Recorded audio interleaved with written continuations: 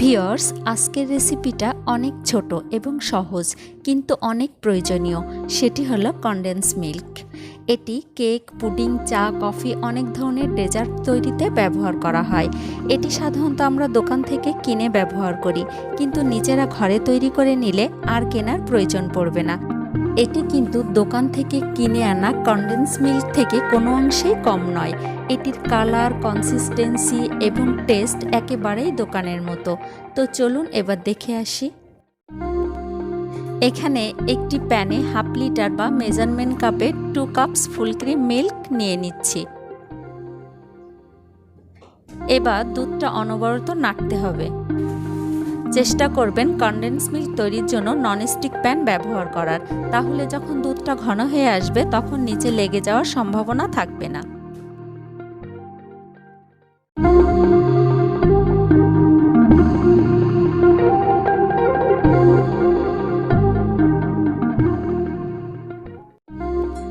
আমি এখানে মেজারমেন্ট কাপের পুরা 1 কাপ চিনি নিয়েছি। চিনির পরিমাণটা একেবারেই কমানো যাবে না।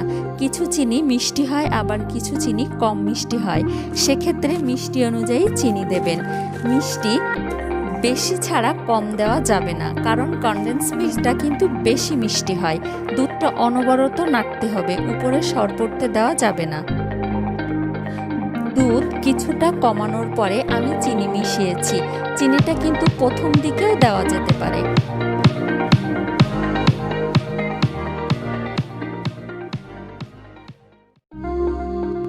দেখুন, দুধটা কিন্তু অনেকটাই ঘন হয়ে এসেছে।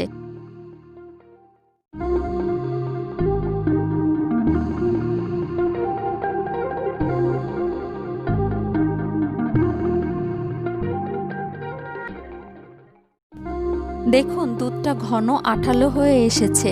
এখন আমি 2 চিমটি পরিমাণ বেকিং সোডা অ্যাড করে নিলাম, তবে আপনারা চাইলে এটা স্কিপ করতে পারেন। বেকিং সোডা দিয়ে একটু মিশিয়ে নিয়ে চুলা অফ করে দিয়েছি। এমন কনসিস্টেন্সিতে নামিয়ে নিতে হবে। ঠান্ডা হয়ে গেলে এটা আরও ঘন হয়ে আসবে।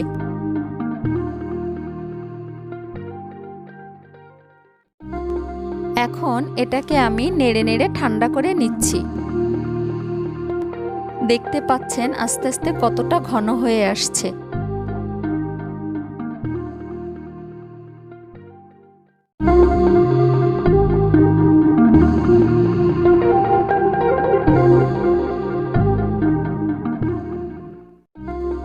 ভিউয়ার্স, এটা নাড়তে নাড়তে ঠান্ডা হয়ে এসেছে।